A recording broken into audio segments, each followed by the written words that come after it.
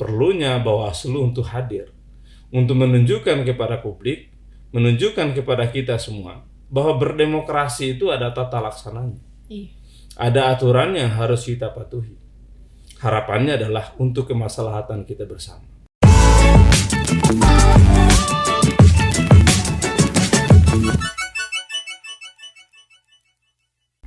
Kembali bersama saya Windy di Orasi Obrolan Demokrasi Bawaslu Kabupaten Gorontalo. Bismillahirrahmanirrahim. Assalamualaikum warahmatullahi wabarakatuh. Sahabat Bawaslu sekalian, hari ini tanggal 15 Agustus tahun 2021 adalah hari yang bersejarah, hari yang istimewa, dan bahkan hari yang sangat spesial untuk Bawaslu Kabupaten Kota di seluruh Indonesia. 3 tahun silam, tepatnya di 15 Agustus tahun 2018, Bawaslu Kabupaten Kota seluruh Indonesia bertransformasi menjadi lembaga yang permanen. Kita ketahui bersama bahwa salah satu manifestasi dari demokratisasi Indonesia adalah hadirnya Badan Pengawas Pemilihan Umum yang disingkat dengan Bawaslu di kabupaten kota seluruh Indonesia. Bawaslu yang hadir atas amanat Undang-Undang Nomor 7 Tahun 2017 tentang Pemilihan Umum merupakan interpretasi mengawal demokrasi pada pemilihan umum untuk meningkatkan keadilan pada proses penyelenggaraan baik itu pemilu maupun pemilihan. Sebagai penyelenggara pemilu, Bawaslu akan hadir di tengah-tengah masyarakat sebagai setitik cahaya di dalam gelapnya demokrasi di Indonesia. Untuk Anda sahabat Bawaslu sekalian, hari ini kami Orasi Obrolan Demokrasi Bawaslu Kabupaten Gorontalo hadir spesial di momen refleksi 3 tahun Bawaslu Kabupaten Kota dengan narasumber yang sudah hadir bersama saya adalah Ketua Bawaslu Provinsi Gorontalo. Langsung saja saya sapa dan saya perkenalkan untuk Anda semua sahabat Bawaslu. Narasumber kita adalah Bapak Jaharudin Omar SPD SH MPD MH. Assalamualaikum warahmatullahi wabarakatuh, Pak. Waalaikumsalam warahmatullahi wabarakatuh. Terima kasih, saya sudah diberi kesempatan untuk menyampaikan hal-hal penting dalam forum ini kaitannya dengan ulang tahun Bawaslu yang ketiga. Iya, tapi apa kabar Pak hari ini? Alhamdulillah baik. Iya, saya kira kita semua patut bersyukur dan berdoa. Iya. Semoga di suasana pandemi sekarang ini kita senantiasa diberi limpahan lindungan Allah dari Allah Subhanahu wa taala. Iya, amin. Pokoknya kami doakan juga yang terbaik untuk Bapak dan keluarga. Amin, ya Semoga Rabbal senantiasa alamin. dalam lindungan Allah Subhanahu wa taala. Tentunya Amin, tetap amin. dianugerahi nikmat sehat itu, Pak. Baik itu jasmani dan rohani. Amin, Pak. Amin. Iya, terkait dengan refleksi 3 tahun Bawaslu Kabupaten Kota nih, Pak.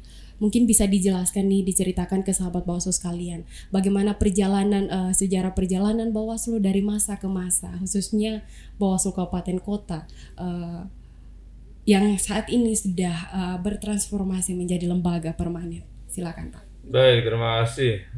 Saya kira Bawaslu ini, khususnya Bawaslu Kabupaten Kota, dalam catatan saya ini bermetamorfosis dengan cepat dan saya kira sangat luar biasa. Iya. Saya termasuk yang mengalami perubahan-perubahan itu. Di tahun 2012 yang lalu, saya dilantik sebagai anggota Panwaslu Kabupaten Gorontalo Utara. Iya. Bertugas kurang lebih 2 tahun, lalu kemudian setelah itu kami diberhentikan karena memang pada saat itu suasananya masih ad hoc atau masa jabatannya masih ad hoc. Iya. Jadi amanat undang-undang yang lama bahwa Panwaslu Kabupaten Kota dibentuk 2 bulan sebelum tahapan pertama pelaksanaan pemilihan dan berakhir atau dibubarkan setelah 2 bulan tahapan pemilihan selesai. Nah, tahun 2012 itulah kemudian kami berakhir masa tugas di 2014. Iya. Jadi setelah selesai tahapan pemilu waktu itu di bulan April 2014, sehingga kemudian Di bulan Juni, bulan Juli kami sudah dibubarkan. Lalu kemudian dalam rangka pemilihan gubernur, nah di tahun 2016 dan sampai 2017 dibentuk lagi. Saya termasuk, begitu masuk seleksi, ya masuk lagi sebagai Panwas ad hoc. Lalu kemudian 2017 berhenti lagi. Nah, itu. Jadi saya ini termasuk yang mengalami perubahan itu atau perjalanan sejarah Panwaslu kabupaten kota di masa ad hoc pada 2 tahapan itu. Lalu kemudian tentu kita bersyukur di tahun 2018, tepatnya di tanggal 15 Agustus 3 tahun yang lalu, Bawaslu Kabupaten Kota kemudian dipermanenkan menjadi lembaga yang permanen, atau lembaga yang tidak bersifat ad hoc, yang tidak bersifat sementara. Nah, saya kira dari catatan pengalaman memang sangat berbeda antara lembaga yang sifatnya ad hoc dan yang permanen. Saya beri contoh, ketika kami waktu itu selesai melaksanakan tugas, maka kami berpikir untuk bagaimana melakukan penyimpanan sarana dan prasarana yang ada. Karena kantor kita kan semuanya habis kontrak ini. Nah, sehingga sarana prasarana, meja, kursi, komputer dan segala macam itu ya harus dikembalikan di Bawaslu provinsi, lalu kemudian juga di pemerintah daerah, termasuk dokumen-dokumen. Nah, yang kedua, dari sisi sumber daya manusia, kita kan sebetulnya berharap agar orang-orang yang mengabdi di lembaga ini dia nanti bekerja secara kontinu dan memiliki pengetahuan yang berkesinambungan. Jadi misalnya hari ini dia berpengalaman menjadi pengawas pemilu, maka tentu harapannya begitu ada tahap pemilu tahun depan, maka dia pengetahuan dasar yang dimilikinya itu menjadi modal untuk melaksanakan tugas. Tapi kalau dia ad hoc, maka begitu ada perekrutan lagi masuk orang baru. Nah, itu. Sehingga apa yang dimiliki oleh orang-orang lama tidak bisa terpakai lagi karena dia bukan lagi penyelenggara. Nah, oleh karena itu dengan adanya lembaga dan diresmikannya sebagai lembaga permanen, maka saya kira 2 hal yang tadi ya, selain catatan-catatan yang lain soal sarana pendukung kantor, lalu kemudian soal sumber daya manusia yang memberi yang melaksanakan tugas sesuai dengan apa yang diamanahkan oleh undang-undang, saya kira itu sudah bisa kontinu. Karena memang misalnya kita ini sudah selesai mengawal proses pemilu tahun 2019. Lalu kemudian khusus Kabupaten Gorontalo pilkada tahun 2020. Kita bersyukur alhamdulillah kedua hajatan besar itu sudah selesai. Sekarang menghadapi tahapan berikutnya dalam persiapan pelaksanaan pemilu 2024. Nah, ini saya kira orang-orangnya masih tetap yang sama.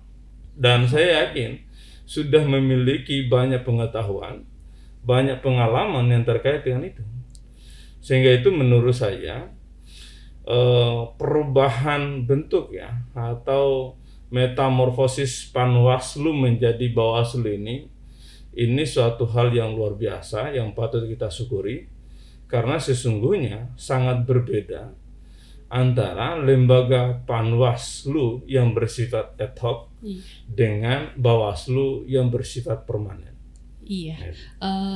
Tadi Bapak sudah menyampaikan perbedaan dari Bawaslu yang tadinya bersifat ad hoc kemudian bersifat permanen dari segi sarana prasarananya dan SDM. Nah, apa sih perbedaan lainnya Pak dari Bawaslu Kabupaten Kota yang tadinya bersifat ad hoc dan kemudian menjadi permanen, dilihat dari sisi kewenangannya Pak? Ya, jadi sebetulnya kalau dari sisi kewenangan terkait dengan memutuskan pelanggaran yang sifatnya administratif. Dulu kita hanya menyampaikan rekomendasi kepada KPU. Sekarang Bawaslu diberi kewenangan untuk memutus perkara yang sifatnya administratif. Nah, tentu ini hal yang berbeda antara rekomendasi dengan putusan. Kalau rekomendasi sifatnya ya apakah kemudian nanti dilakukan atau tidak, maka itu ada kewenangan KPU untuk kemudian melakukan atau menindak kembali. Kalau putusan maka ada konsekuensinya. Di dalam undang-undang disebutkan ya KPU wajib untuk menindaklanjutinya, termasuk juga menyelesaikan perkara sengketa. Iya. Nah, dua hal ini tentu ini adalah menjadi kewenangan tambahan yang diberikan oleh undang-undang kepada Bawaslu sebagai lembaga permanen yang mengawal proses demokrasi. Lalu yang berikut, kalau kita lihat dalam undang-undang, ada dua hal yang diamanahkan kepada pengawas pemilu secara umum terkait dengan pengawasan politik uang dan netralitas ASN. Di masa kami dulu waktu di Panwas, nah hal-hal yang bisa kita lakukan terkait dengan itu, oleh karena lembaga kita masih sementara dan juga dari sisi SDM masih terbatas, maka tentu tidak semua hal bisa kita lakukan. Dengan adanya lembaga kita, lembaga Bawaslu Kabupaten Kota yang permanen, maka sumber daya manusia yang ada itu tentu lebih baik dan lebih kompeten untuk melakukan hal-hal yang sifatnya agenda besar untuk bagian yang harus ditegakkan di dalam pelaksanaan demokrasi. Maka catatan saya, setelah Bawaslu ini berubah nama menjadi atau bermetamorfosis menjadi Bawaslu, banyak hal yang kemudian itu menjadi diamanahkan kepada Bawaslu, dan Bawaslu telah melakukan semua itu dengan baik. Nah, saya kira ini bukan hal yang mudah untuk dilakukan. Tetapi dengan adanya lembaga kita yang saya kira lebih siap dari sebelumnya, maka apa yang diamanahkan oleh negara kepada kita semua ini bisa dilakukan dengan baik. Khusus untuk di Provinsi Gorontalo misalnya, pelaksanaan pemilu 2019 kemarin, karena ini adalah hal yang baru, untuk kemudian Bawaslu Kabupaten Kota berbentuk. Lalu kemudian di Pilkada 2020 di tengah pandemi, itu juga menjadi pertanyaan apakah ini bisa berlangsung dengan baik atau tidak. Tapi ternyata faktanya bisa kita selesaikan dengan baik. Oleh karena itu menurut saya lembaga permanen yang sekarang ini, yang sudah ada sekarang ini, catatannya ke depan adalah bagaimana kemudian orang-orang yang diamanahkan untuk mengawal, untuk melaksanakan tugas ini, dia mampu menjaga kepercayaan publik dan bekerja secara profesional sesuai dengan apa yang diamanahkan. Gitu. Iya, refleksi 3 tahun Lembaga Bawaslu Kabupaten Kota menjadi permanen nih Pak, dimana kita bersama bahwa keberadaan Bawaslu Kabupaten Kota saat ini semakin mewarnai kontestasi demokrasi yang semakin dewasa nih Pak. Dulu sempat ada stigma yang beredar di masyarakat itu bahwa pemilu maupun pemilihan di kabupaten kota itu adalah imajiner, namun kemudian dengan keberadaan Bawaslu Kabupaten Kota mengawal proses penyelenggaraan pemilu maupun pemilihan ini, kemudian persoalan-persoalan ataupun permasalahan yang muncul pada proses penyelenggaraan pemilu maupun pemilihan itu kemudian tidak hanya diselesaikan dengan menggunakan kekerasan, namun ada cara lain yang diambil, contohnya melalui jalur konstitusional nih. Bagaimana tanggapan Bapak terhadap hal ini? Ya, jadi sebetulnya di Republik kita ini satu-satunya negara di dunia yang pemilunya itu diurus oleh 3 lembaga. Iya. KPU, Bawaslu, dan DKPP. Maka oleh karena itu menurut saya mestinya apa yang kita hasilkan dari proses pemilu dan pilkada ini idealnya bisa diterima dengan senang hati oleh semua pihak. Tetapi kemudian yang terjadi, banyak hasil pilkada kita, hasil pemilu kita, yang hasilnya itu ternyata masih dilakukan pengujian atau dilakukan gugatan kepada lembaga lain. Contoh misalnya ke Mahkamah Konstitusi.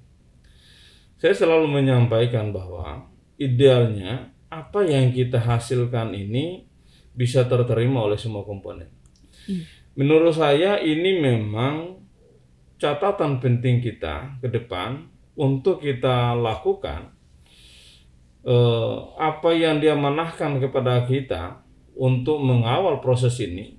Masyarakat betul-betul yakin bahwa apa yang sudah dihasilkan itulah yang konstitusional. Iya. Jangan lagi ada gugatan setelah dihasilkan.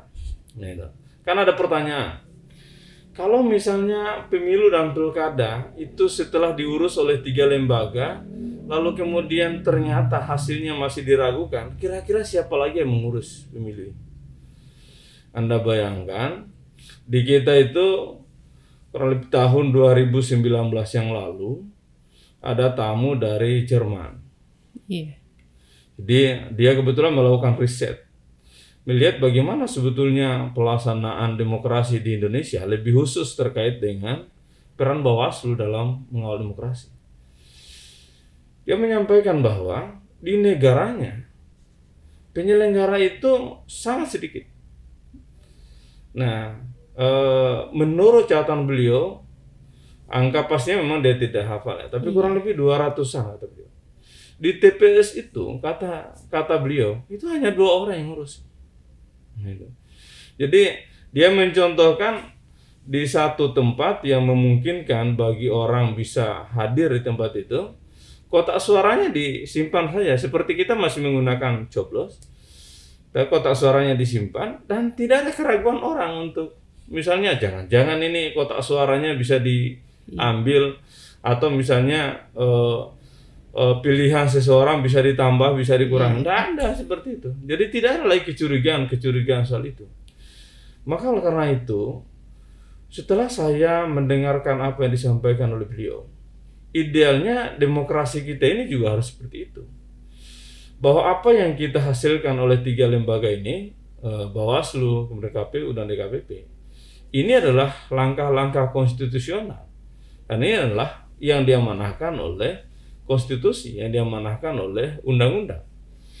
Nah, oleh karena itu, ke depan tadi saya sampaikan bahwa yang pokok adalah bagaimana kita mampu menjaga kepercayaan publik, bahwa kita ini bekerja secara jujur, kita bekerja secara profesional. Kalau benar kita nyatakan benar, kalau salah kita nyatakan salah. Dan tentu juga Bawaslu tidak bisa hanya bekerja sendiri. Iya. Sehingga itu kemudian hari ini sebetulnya Bawaslu sedang mengembangkan apa yang disebut dengan sekolah kader pengawasan, yang dulunya sebetulnya ada program namanya 1 juta kader pengawasan. 1 juta kader pengawas. Nah, program ini tentu karena Bawaslu menyadari bagaimana demokrasi ini bisa dikawal secara bersama-sama. Tidak hanya tanggung jawab pengawalan ini hanya diberikan kepada Bawaslu. Karena dengan personil yang ada di Bawaslu tentu tidak akan sanggup untuk mengawal semua proses mulai dari hal yang kecil sampai yang besar. Sehingga itu masyarakat yang tidak selamanya dijadikan sebagai objek atau sasaran. Kita berupaya untuk menjadikan masyarakat itu sebagai subjek demokrasi, sebagai pelaku demokrasi. Karena sangat aneh sebetulnya ketika Bawaslu hadir di tengah masyarakat untuk menegakkan hukum pemilu, untuk menyampaikan yang benar dalam proses demokrasi, lalu kemudian ternyata masyarakat menolak atau masyarakat melawan apa yang disampaikan oleh Bawaslu. Nah, oleh karena itu ke depan semoga masyarakat kita semakin cerdas dalam melakukan atau mengikuti proses demokrasi, Lalu kemudian secara kelembagaan bersama-sama dengan Bawaslu mengawal proses ini. Kita memahami bahwa mungkin karena kita kalau dibandingkan dengan negara-negara lain sudah lebih dulu berdemokrasi, kita ini baru ulang tahun yang ke-76 hari ini ya. Nah, meskipun pemilu kita saya kira dalam catatan sejarah kurang lebih sudah 12 kali atau 13 kali kita berpemilu. Dari pemilu pertama 1955 sampai dengan kemarin 2019 dan kita menuju pada 2024. Tetapi saya kira banyak langkah-langkah terobosan yang sudah kita lakukan. Kalau menurut Profesor Jimli Asidiki, bahwa sesungguhnya banyak negara-negara di dunia yang juga meneropong atau melihat bagaimana demokrasi di Indonesia. Negara kita ini sangat sangat plural ya. Ada berbagai suku, berbagai agama. Tapi saya kira di Gorontalo ini kita Gorontalo mayoritas, tetapi tentu dengan keragaman yang ada, dengan perbedaan pendapat yang ada, kita berupaya itu adalah menyuburkan demokrasi. Jadi perbedaan pendapat yang ada itu untuk menjadi bunga bagi kita semua. Untuk menyuburkan perkembangan demokrasi kita. Karena sesungguhnya juga demokrasi tanpa diskusi itu juga pasti nanti akan membenarkan sesuatu yang bisa jadi ada kelirunya. Oleh karena itu, ruang demokrasi sebetulnya adalah untuk membuka ruang publik agar publik berkesempatan lebih banyak untuk berdiskusi, termasuk memilih pemimpinnya. Tetapi tentu dalam hal memilih pemimpin ada aturan yang tidak boleh dilanggar. Itulah kemudian pentingnya Bawaslu untuk hadir agar memastikan proses demokrasi ini berjalan sesuai aturan. Iya. Sahabat Bawaslu sekalian, menarik sekali obrolan kita dengan Ketua Bawaslu Provinsi Gorontalo dalam rangka refleksi 3 tahun Bawaslu Kabupaten Kota. Namun kemudian kita break sejenak untuk mengikuti pesan-pesan berikut ini.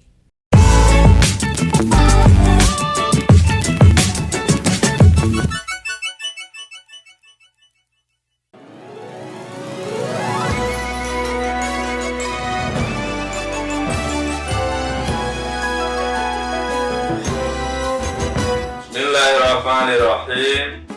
Assalamualaikum warahmatullahi wabarakatuh.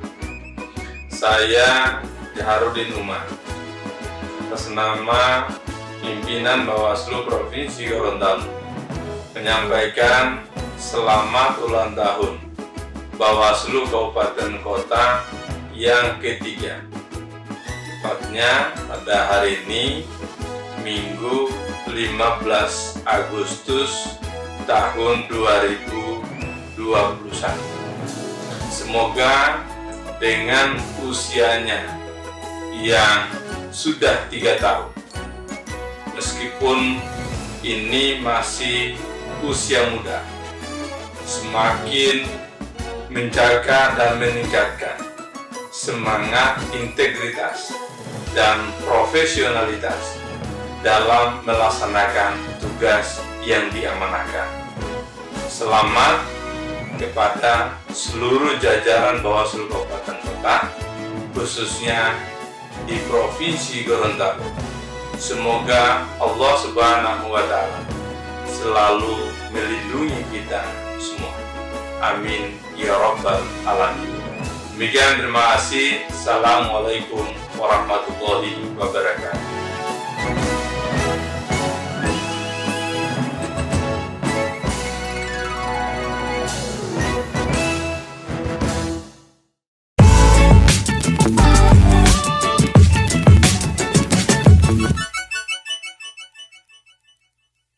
Kembali lagi bersama saya Wendy di Orasi Obrolan Demokrasi Bawaslu Kabupaten Gorontalo edisi spesial refleksi 3 tahun Bawaslu Kabupaten Kota. Dengan narasumber kita masih dari Ketua Bawaslu Provinsi Gorontalo, Pak Jaharudin Omar. Lanjut nih Pak, masih di momen hari ulang tahun Bawaslu Kabupaten Kota yang ketiga nih Pak. Kemudian menarik untuk kita mereview kembali beberapa isu dan kontroversial seputaran perubahan kelembagaan dan proses proses perjalanan pengawasan dari penyelenggaraan pemilu maupun pemilihan dalam rangka meningkatkan kredibilitas dan marwah lembaga. Kita ketahui bersama bahwa kredibilitas Bawaslu itu sendiri adalah bagaimana kemudian menjaga kehormatan lembaga dan memahami bahwa Bawaslu bukan hanya kemudian sebagai penyelenggara pemilu yang tugasnya mengawas pemilu, namun bagaimana memahami bahwa Bawaslu ini adalah lembaga yang netral dari kepentingan politik praktis dari kubu ataupun kelompok manapun. Nah, bagaimana tanggapan Bapak terhadap hal ini? Ya, baik, terima kasih Windy. Jadi saya kira kita tidak bermaksud ria ya, tidak bermaksud untuk menyombongkan diri. Tetapi kalau kita lihat secara objektif, banyak lembaga yang mengapresiasi Bawaslu terkait dengan apa yang sudah dilakukan. Jadi misalnya terkait dengan pelaksanaan pilkada kemarin, yang kemudian banyak pihak yang meragukan sebetulnya apakah ini bisa dilakukan di tengah pandemi, tapi ternyata tentu kita bersama dengan teman-teman KPU, tentu juga yang mulia Dewan Kehormatan Penyelenggara Pemilu. Nah, kita mampu melakukan itu dengan baik. Bahwa kemudian ada yang menyampaikan atau menyatakan sesuatu yang berbeda, saya memahami bahwa itulah keanekaragaman berpikir. Gitu. Jadi kita ini saya kira sudah menjadi sunatullah, bahwa setiap orang itu punya cara pandang yang berbeda-beda. Sebagai pengawas pemilu, sebagai orang yang mengamati atau melakukan secara langsung apa yang dilakukan oleh teman-teman Bawaslu Kabupaten Kota, menurut saya sangat luar biasa. Karena banyak fakta yang kita temukan. Bawaslu itu ketika turun di lapangan, dia tidak hanya berhadapan dengan sesuatu yang soft, tetapi juga berhadapan dengan sesuatu yang hard, yang keras. Ancaman fisik banyak kali terjadi, gitu. Tetapi Bawaslu dengan komitmen yang kuat, ya alhamdulillah, insya Allah tidak akan pernah kendor semangatnya dengan hal seperti itu. Karena saya selalu menyampaikan kepada teman-teman bahwa sesungguhnya secara natural kita ini, secara alamiah, memang menegakkan kebenaran itu bukan hal yang mudah. Gitu. Jadi kalau kita dalam Islam menegakkan sesuatu yang benar, itu tantangannya sangat luar biasa. Demikian halnya juga dengan Bawaslu. Ketika dia menyampaikan sesuatu yang tidak boleh dilakukan, sementara itu seolah-olah sudah menjadi hal yang lumrah, yang sepertinya sudah dibiasakan setiap kali momentum pemilu dan pilkada. Maka kemudian Bawaslu banyak mendapat tantangan, banyak mendapat tanggapan yang berbeda. Nah, oleh karena itu saya kira inilah luar biasanya teman-teman Bawaslu Kabupaten Kota dengan tidak melupakan peran sahabat kita penyelenggara ad hoc di tingkat kecamatan, di tingkat desa kelurahan, sampai dengan di tingkat pengawas TPS, yang semangatnya begitu luar biasa. Saya beberapa kali mengajak teman-teman atau bersama dengan teman-teman mengunjungi lokasi-lokasi yang sulit untuk dijangkau. Nah, lalu kemudian juga kita melakukan deklarasi anti politik uang, deklarasi netralitas ASN dan TNI Polri. Nah, semua ini adalah wujud semangat yang ditunjukkan oleh Bawaslu, yang kemudian dalam pelaksanaannya ini tidak mudah. Sehingga itu saya kira semangat ini menjadi modal bagi lembaga ini untuk tetap memperlihatkan eksistensinya sebagai lembaga yang diperlukan oleh negara untuk mengawal proses demokrasi ini. Sehingga itu saya kira apa yang sudah dilakukan oleh Bawaslu Kabupaten Kota Nah, juga tadi dengan tidak melupakan teman-teman di Panwas Kecamatan, Panwas Desa Kelurahan dan Pengawas TPS, menurut catatan saya, dan juga saya kira ini sekali lagi tidak bermaksud ria. Menurut saya luar biasa. Saya terus menyampaikan terima kasih dan apresiasi kepada seluruh jajaran kita yang bekerja siang dan malam.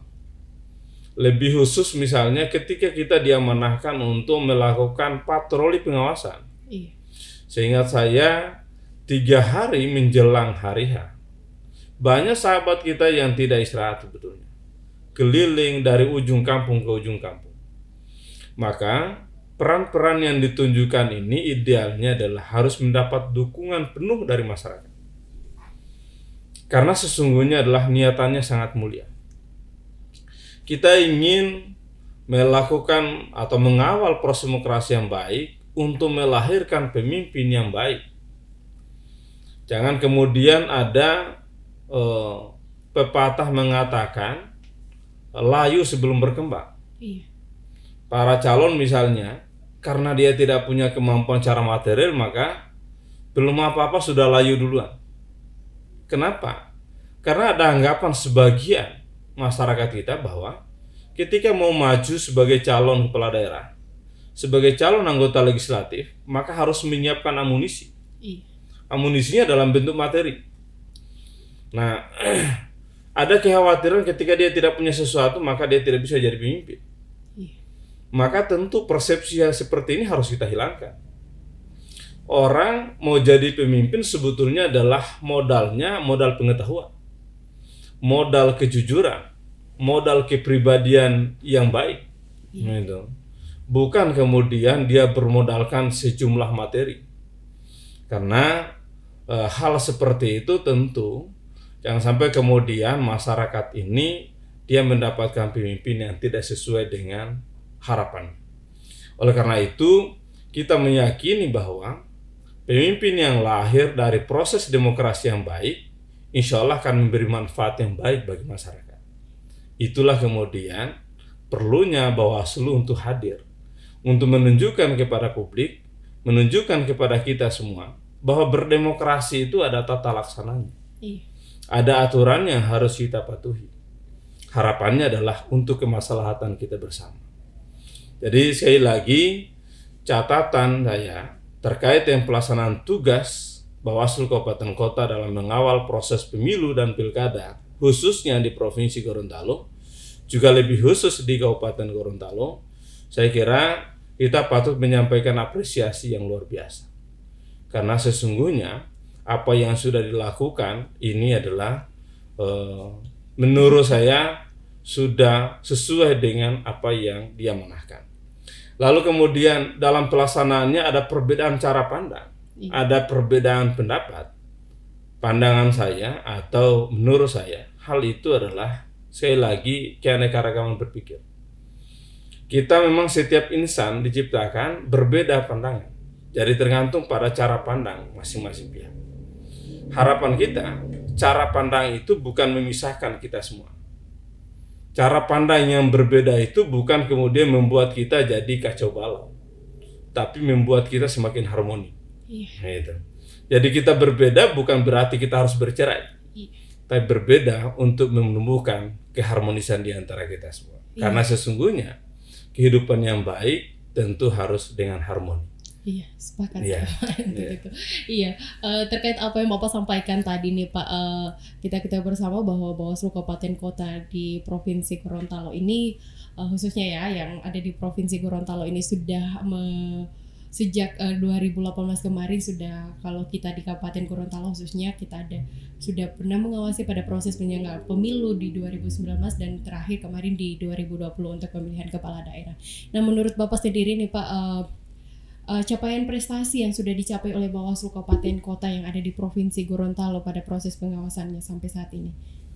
Ya, saya kira tadi sebagaimana yang saya sampaikan di awal bahwa sesungguhnya apa yang diamanahkan oleh negara kepada Bawaslu dalam mengawal proses demokrasi, termasuk di dalamnya adalah penegakan hukum, kemudian penyelesaian sengketa, dan seluruh kewenangan yang diberikan menurut saya patut diapresiasi. Iya. Kenapa demikian? Karena tidak ada satupun laporan atau keluhan yang disampaikan oleh masyarakat kepada Bawaslu yang tidak terselesaikan. Iya. Gitu. Jadi setelah kita melakukan rekapitulasi, ada kurang lebih 124 perkara yang ditangani oleh Bawaslu di bawah kabupaten kota sampai dengan di Bawaslu provinsi. Dari semua ini telah dilakukan dengan apa yang sudah diatur dalam peraturan Bawaslu. Nah, oleh karena itu tentu apa yang sudah dilakukan ini adalah menjadi catatan sejarah bahwa Bawaslu telah bekerja dengan baik.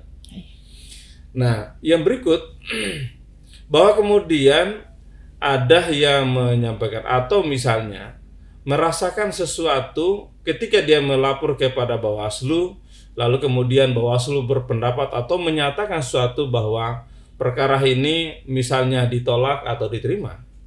Itu adalah bagian dari proses hukum yang mesti harus dihormati. Iya. Gitu. Jadi dalam rangka penegakan hukum atau dalam rangka pelaksanaan tugas dan wewenang, Bawaslu juga mengikuti rambu-rambu atau ketentuan yang sudah ada. Jadi kita tidak bekerja mengikuti kepentingan orang per orang atau kepentingan kelompok, tetapi kita bekerja sesuai dengan rambu-rambu yang ada. Oleh karena itu dalam pelaksanaan tugas, bahwa kemudian ada yang merasa puas, ada yang merasa kesal, ada yang merasa kira-kira kurang puas dan seterusnya, bahwa itu adalah bagian dari proses yang sudah dilakukan. Yang penting adalah Bawaslu telah melakukan proses ini dengan terbuka. Ketika ada pihak yang mempertanyakan, misalnya bagaimana dengan keluhan atau laporan yang disampaikan, Bawaslu menjawab dengan sempurna bahwa itu sedang dilakukan proses, atau misalnya itu sudah selesai prosesnya dan hasilnya seperti ini. Prinsip keterbukaan itulah yang kemudian saya kira menjadi suatu hal yang perlu diapresiasi, karena memang sebetulnya semangat lembaga negara hari ini adalah bagaimana bekerja profesional dan transparan.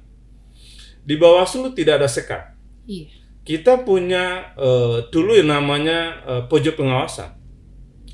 Kita punya ruang media sosial yang saya kira terbuka 1x24 jam.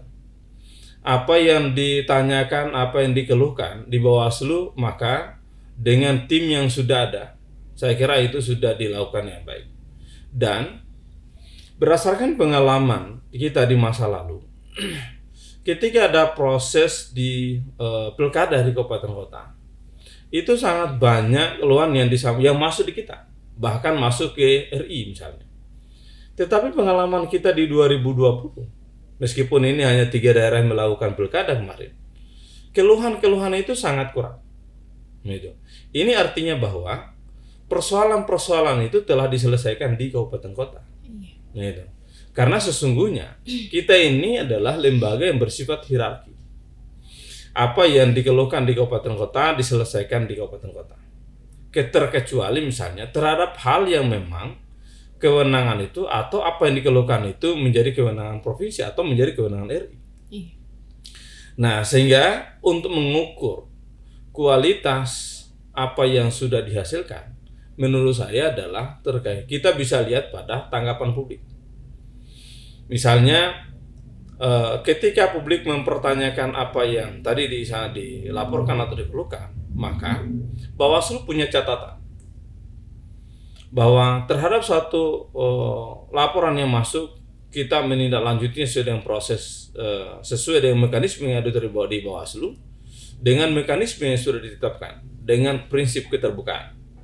Sehingga itu menurut saya, sekali lagi ini bukan bermaksud riak. Iya. Tetapi apa yang sudah kita lakukan patut untuk kita hargai. Karena sesungguhnya ada satu filosofi, satu patah bahwa sesungguhnya bangsa yang besar itu adalah bangsa yang menghargai orang-orang yang telah bekerja dengan baik. Karena kita ini, kalau setiap momentum, setiap peristiwa, kita hanya mencari titik lemahnya, kapan kita kuat. Oleh karena itu, setiap momentum, setiap peristiwa yang terjadi, idealnya adalah kita mencari kekuatannya supaya kita bisa kuat dan bangkit secara bersama-sama.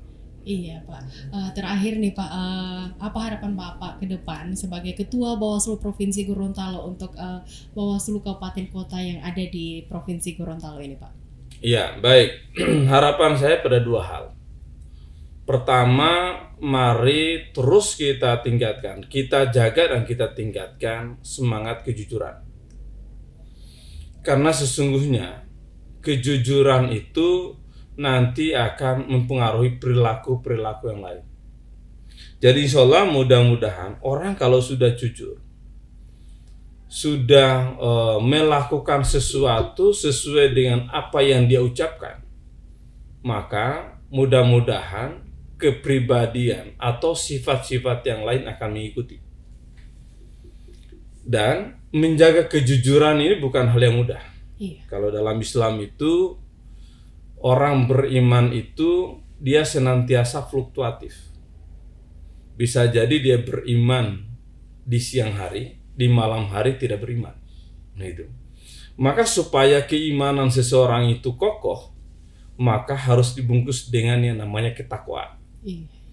Nah oleh karena itu di Bawaslu kita berharap seluruh personel yang diamanahkan, lebih khusus pada saudaraku semuanya di Bawaslu Kabupaten Gorontalo, mari terus menjaga dan meningkatkan semangat kejujuran. Iya. Agar publik percaya terhadap apa yang diucapkan dan apa yang dilakukan. Problem kita ini kan kadang-kadang publik ragu, apakah yang bersangkutan ini melakukan sesuatu yang sesuai dengan ucapannya atau tidak. Maka karena itu Bawaslu harus hadir untuk menyatakan sesuatu, melakukan sesuatu apa yang diucapkan. Jadi harus ada konsistensi antara ucapan dan perbuatan. Nah, itu. Yang berikut yang kedua, bekerjalah secara profesional. Sebab ini adalah tuntutan dari semua lembaga saya kira hari ini untuk bekerja secara profesional. Dan bekerja secara profesional ini juga tidak mudah. Ini harus dilakukan latihan secara kontinu. Kita harus senantiasa berlatih diri. Kita tidak boleh merasa puas dengan apa yang sudah kita lakukan. Bukan berarti kita harus kejar-kejaran dengan sesuatu yang fatamorgana, gitu ya. Seperti orang yang mengejar pelangi, bukan itu. Tetapi kita harus melakukan evaluasi secara individual dan kelembagaan. Kalau di dalam agama itu senantiasa bermuhasabah. Jadi dia merefleksi apa yang sudah dilakukan, melihat apa yang lemah, lalu kemudian dia berusaha untuk memperbaiki.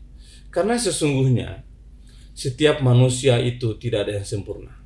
Jadi apa yang kita lakukan hari ini, meskipun tadi saya nyatakan perlu pantas untuk diapresiasi, tetapi tentu kita perlu untuk melakukan review, untuk melihat kembali kira-kira apa yang lemah di masa lalu untuk kita kuatkan ke depan.